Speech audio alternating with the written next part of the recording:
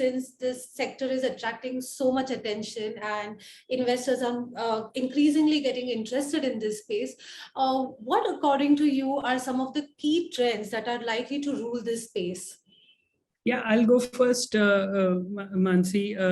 I think private capital will continue to go into these markets. That's a secular trend. Yes, business cycles will be there. They'll come and they'll go, but the startup ecosystem will thrive. The factors like we discussed early on in the conversation are the confluence of factors are at the right mix at the right time. So that will continue to grow, which means the private market ecosystem itself will become very large. It will create hundreds of thousands of jobs. It will create hundreds of thousands of employee owners. Significant amount of wealth will get created in the sector, and it'll also get distributed in this sector. And one key thing, talent is a very fluid market. So employees are already beginning to ask, what is your employee stock option plan? What are the liquidity programs and so on?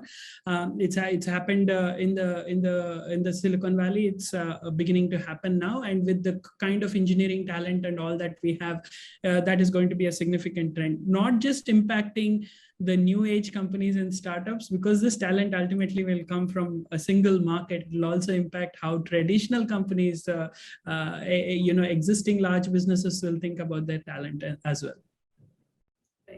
Yeah, so Mansi, if you really look at the private equity venture capital, funding is largely driven by several funds that raise money from, if you really, look at university endowments or pension funds or fund of funds.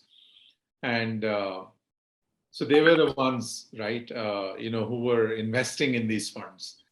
And that's going to change significantly, going forward.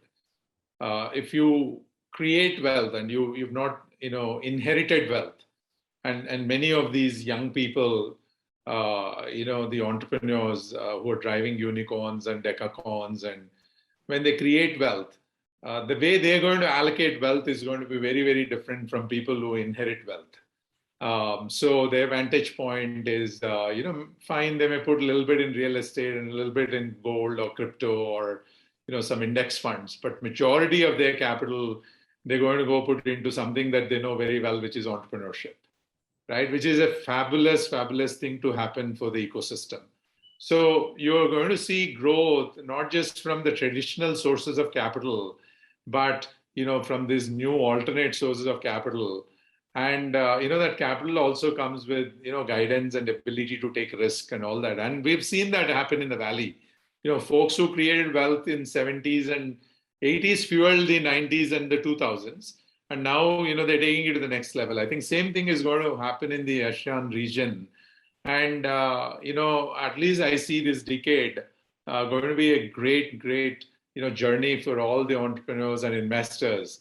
And also at the same time, if you really look at sometimes, right, I'm using this word, not to be abrasive, but laggards leapfrog. What used to happen is, developed nations would embrace everything very quickly, right? Advanced technologies. And developing nations sometimes, because it's expensive and they cannot afford, would wait.